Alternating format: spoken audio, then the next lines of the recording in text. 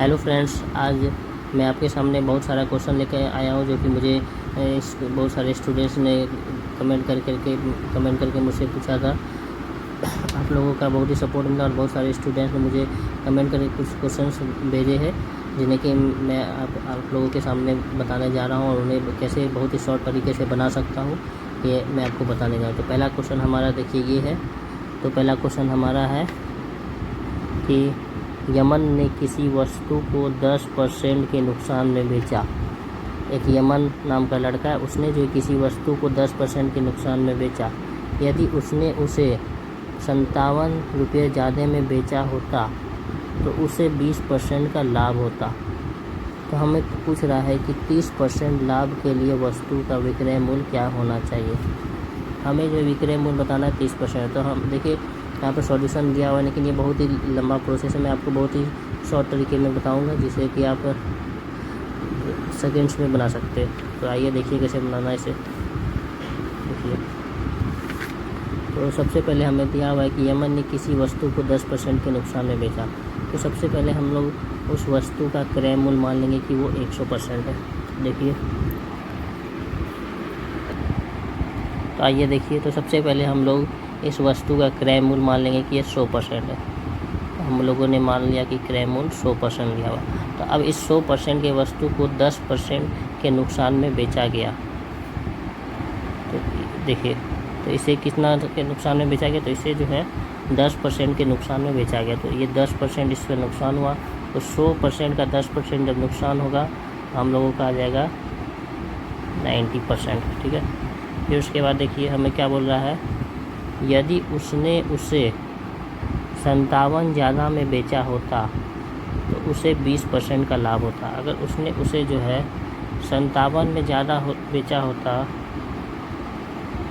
यदि उसने उसे 57 में ज़्यादा बेचा होता तो 20% लाभ होता।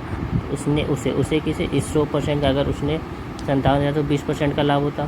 तो 100% का अगर 20% लाभ हो रहा है तो 100% का 20% लाभ हो गया आपका 120%। इसी पर उसका 57 रुपया ज़्यादा बेचा होता तो इसे 20% का लाभ होता। तो 57 ज़्यादा, तो ये ज़्यादा भी रह सकता है या फिर कम भी रह सकता है। जब भी 57 जब भी कोई नंबर है ज़्यादा हो बेच रहा है या फिर जो अधिक हो या फिर कम हो, तो उसमें हमको अंतर निकालना पड़ता है। इसमें हम ये दोनों का अंतर निकाल लेंगे। तो इस दोनों का अंतर हो गया 90 और 120 का 30% अंतर हो गया। तो अब ये 30% जो है हमारा, देखिए अब ये 30% जो है ये बराबर हमारा हो गया 57। ये दिया हुआ था 120% पे जब बेचता है तो 57 ज़्यादा में बेचा होता। यदि उसने उसे 57 ज़्यादा बेचा तो उसे 20% का लाभ होता। तो इन दोनों का अंतर जो है बराबर 57 हो जाएगा। तो 1% हम लोग निकाल लेंगे। तो 1% पर हो गया हमारा 57/30। तो हमारा क्या दिया हुआ 100% है। हम लोगों ने क्रय मूल्य माना था तो 100% पे हम लोग का निकल जाएगा। तो 100% पर निकल गया हम लोगों का 57/30 × 100।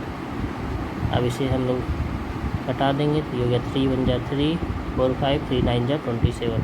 हमारा हो गया 190। तो ये हमारा निकल गया क्रय मूल्य। ये हमारा हो गया क्रय मूल्य, जिसे कि हम कॉस्ट प्राइस भी बोलते हैं या फिर हम लोग बोल सकते हैं इसे कॉस्ट प्राइस CP। ये हमारा क्रय मूल्य हो गया। ठीक है।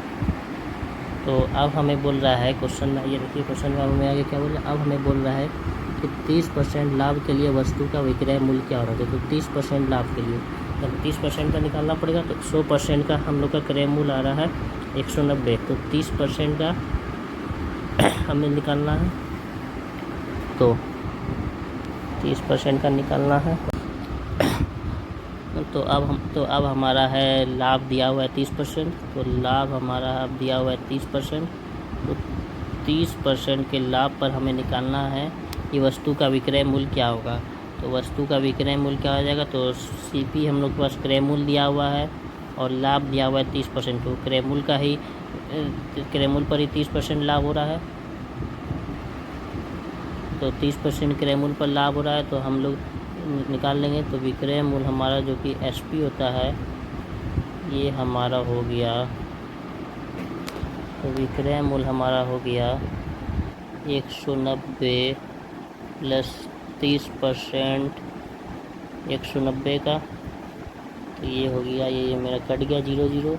ये हो गया 190 प्लस 19 गुना 3, 19 मल्टीप्लाई 3 कितना हो गया, तो 19 3 हो गया 57। ये हमारा आ गया 247। देखिए इसका आंसर हो गया आपका इस क्वेश्चन का ऑप्शन 8 247। देखिए यहाँ भी 247। तो इस तरह से हमने जो है इसे शॉर्ट तरीके में बना दिया और बहुत ही इजी तरीके से भी बना दिया। तो देखिए अगर आपको कोई प्रॉब्लम हुआ हो इस क्वेश्चन में तो आप मुझे कमेंट कीजिए, मैं आपको और अच्छी तरह से बताने का प्रयास करूँगा। तो आइए चलिए अब हम चलते हैं नेक्स्ट क्वेश्चन में। तो हमारा नेक्स्ट क्वेश्चन है क्वेश्चन नंबर 40 और ये क्वेश्चन आरआरबी एनटीपीसी 2021 में पूछा जा चुका है शिफ्ट 1 में। तो देखिए आइए हम इसे बनाते हैं, सॉल्व करते हैं। तो हमारा दिया हुआ है कि महती ने एक कुकर इसके अंकित मूल्य के 9/10 मूल्य में ख़रीदा और इसे इसके अंकित मूल्य से 8% अधिक मूल्य पर बेचा, प्रतिशत लाभ ज्ञात कीजिए। तो हमें इसमें जो है प्रतिशत लाभ निकालना है। तो पहले हमें जो दिया है हम उसे लिखेंगे। तो हमें दिया हुआ है कि महती जो है उसने जो है एक कुकर अंकित मूल्य के 9/10 मूल्य में ख़रीदा। तो वो ख़रीद रही है तो मतलब कि कॉस्ट प्राइस हो जाएगा। तो कॉस्ट प्राइस जो है हमारा दिया हुआ खरीद रही है, मतलब कि कॉस्ट प्राइस जो भी हम खरीदते हैं तो उसे कॉस्ट प्राइस बोलते हैं। तो कॉस्ट प्राइस सीपी जो है हम लोगों का दिया हुआ है 9/10 अंकित मूल्य, और अंकित मूल्य को इंग्लिश में हम लोग फेस वैल्यू भी बोलते हैं। तो 9/10 फेस वैल्यू बराबर दिया हुआ है। तो हमारा ये हो जाएगा CP face value equal to हमारा हो गया 9/10। तो कॉस्ट प्राइस हमारा हो गया 9 और फेस वैल्यू हमारा हो गया जो कि अंकित वैल्यू है वो हो गया हमारा 10। तो अब इसके बाद आगे क्वेश्चन क्या बोल रहा है, तो अब बोल रहा है कि और इसके अंकित मूल्य से 8% अधिक मूल्य पर बेचा। इसका जो अंकित मूल्य है उससे जो है 8% अधिक मूल्य पर बेचा, तो प्रतिशत लाभ ज्ञात कीजिए। तो यहाँ पर जो है 8% अधिक मूल्य पर बेच रहा है। तो जब भी बेचता है तो हम उसे सेलिंग प्राइस बोलते हैं। तो एसपी जो हमारा दिया हुआ है कि अंकित मूल्य से 8% अधिक, अंकित मूल्य हमारा दिया हुआ था यहाँ 10, तो से 10, तो अंकित मूल्य से 8% अधिक, तो 10 प्लस 8% ऑफ 10 हो जाएगा, ऑफ मतलब का गुना। ये हो गया मेरा 10 प्लस 8/100, जब भी परसेंटेज रहता है नीचे 100 आता है, ऑफ मतलब हो गया गुना 10। तो ये कट गया, ये गया 2 4 8, 2 5 10। तो ये मेरा हो गया 10 प्लस 4 4/5 हो जाएगा आपका 0.8। तो ये मेरा हो गया 10.8। तो सेलिंग प्राइस हमारे पास है, देखिए हमारे पास सेलिंग प्राइस है, हमारे पास कॉस्ट प्राइस है। हमें क्वेश्चन में पूछ रहा है कि प्रतिशत लाभ ज्ञात कीजिए। तो हम लोग यहाँ क्वेश्चन में भी देख सकते हैं कि सेलिंग प्राइस जो है कॉस्ट प्राइस से बड़ा है। तो ऐसे यहीं से हम देख सकते हैं कि प्रॉफिट हो रहा है, मेरा लाभ हो रहा है। तो लाभ क्या आ जाएगा, तो लाभ जो है जिसे हम लोग प्रॉफिट भी बोलते हैं, ये मेरा हो जाएगा SP माइनस CP, ये हम लोग फॉर्मूला जानते हैं। तो ये मेरा हो जाएगा 10.8 माइनस 9, तो ये हो गया 1.8। तो लाभ प्रतिशत जो है ये हो जाएगा हमारा लाभ बटे क्रय मूल्य गुना 100%, जिसे इंग्लिश में हम लोग लिखते हैं प्रॉफिट बाय CP इंटू 100%। तो ये हो गया। तो अब हम लोग बैठा देंगे सारा वैल्यू। प्रॉफिट हमें हो रहा था 1.8 बाय CP, हम लोग का कॉस्ट प्राइस क्रय मूल्य हम लोगों ने निकाला है 9 गुना हो गया ये 100%। तो ये दशमलव हट जाएगा, तो दशमलव हटा है तो नीचे 1 है, 1 जी, तो 1 0 आ गया, तो 1 1 कट गया और ये 2 बार में 9 से कट गया। तो हमारा आंसर आ गया 20%। ये हो गया हमारा आंसर। तो इसका आंसर हो गया हमारा 40 नंबर का ए नंबर। ये हो गया हमारा 40 का ए।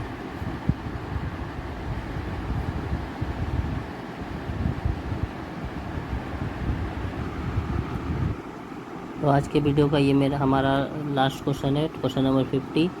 ये भी कुछ स्टूडेंट्स के द्वारा पूछा गया है और ये आरआरबी एनटीपीसी 2020 में आया हुआ है। तो ये मैं आपको बहुत ही शॉर्ट तरीके से बताऊंगा, जिससे कि आप सेकंड में बना सकते हैं। तो देखिए क्वेश्चन हम पहले देखते क्या है। एक दुकानदार अपनी वस्तुओं पर इस तरह मूल्य अंकित करता है कि 20% छूट मतलब या डिस्काउंट दिया हुआ है आपको 20% के उपरांत भी इसको 8% का लाभ होता है। प्रॉफिट दिया हुआ है 8%। उन वस्तुओं का अंकित मूल्य ज्ञात कीजिए जिसकी लागत उसे 500 पड़ती है। तो लागत मूल्य दिया हुआ है, अंकित मूल्य आपको निकालना है, प्रॉफिट % दिया हुआ है, छूट दिया हुआ है। तो आइए हम इसे बनाते हैं। पहले जो दिया हुआ है इसे लिख लेंगे।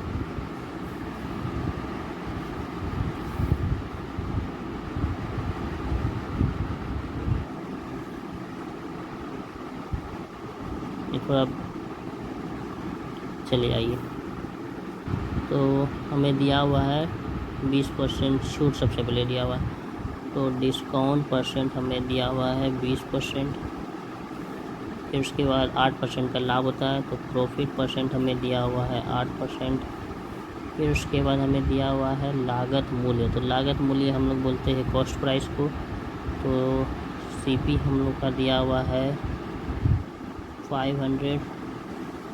फिर उसके बाद हमारे पास हमें निकालना है अंकित मूल्य। तो अंकित मूल्य हो गया, फेस वैल्यू भी बोल सकते हैं आप, या फिर अंकित मूल्य को आप मार्क प्राइस भी बोल सकते हैं। या तो आप अंकित मूल्य को मार्क प्राइस बोलिए, मार्क्ड प्राइस बोलिए, या फिर आप अंकित मूल्य को फेस वैल्यू भी बोल सकते हैं। इसका दो नाम है, फेस वैल्यू या फिर मार्क प्राइस। तो इसका एक फार्मूला होता है जिससे कि आप बहुत ही आसानी से इजी में बना सकते हैं। इसका फार्मूला होता है MP/CP equal to 100 plus profit % by 100 minus discount %। बस अब आपके पास सारा वैल्यू है, आपको बस बता देना और ये MP निकाल देना, जिसे अंकित वैल्यू बोलते हैं, अंकित मूल्य बोलते हैं। तो ये हमारा हो गया MP/CP के जगह पे आपको दिया हुआ है 500 बराबर 100 प्लस प्रॉफिट % 8 है बटे 100 माइनस डिस्काउंट % आपके पास दिया हुआ है 20%। 20 लिखेंगे, डिस्काउंट % दिया हुआ है, यहाँ डिस्काउंट % है 20 लिख दिए। तो ये हमारा हो गया MP/500 mark price by 500 equal to हो गया आपका 108/80। ये 0 कटा दिए और ये हो गया 4 2 जा 8, 4 2 जा 8, 4 7 28, 2 25 बार में कट गया। तो आपके पास आ गया 27 गुना 25 जो कि हो जाएगा 675। तो देयरफॉर मार्क प्राइस जिसे अंकित वैल्यू बोलते हैं वो हो गया 675। तो यही हो गया आपका, यही हो गया आपका आंसर, ये हो गया आपका आंसर। तो इसका आंसर हो गया 675। ऑप्शन नंबर हो गया आपका D। तो आज का हमारा सारा क्वेश्चन कंप्लीट हुआ। जो भी कुछ स्टूडेंट्स ने पूछा था वो मैंने आपको कोशिश की कि मैं बहुत ही अच्छे तरीके से बता सकूं। फिर भी अगर आपको कोई डाउट हुआ हो तो मुझे कमेंट कीजिए, मैं उसे अच्छे से सॉल्व करने का प्रयास करूंगा। और भी अगर आपके पास और भी कोई क्वेश्चन जिसमें आपको डाउट हो रहा है तो वो मुझे कमेंट कीजिए, मैं उस पर भी वीडियो बनाऊंगा और आपके साथ शेयर करूंगा। धन्यवाद।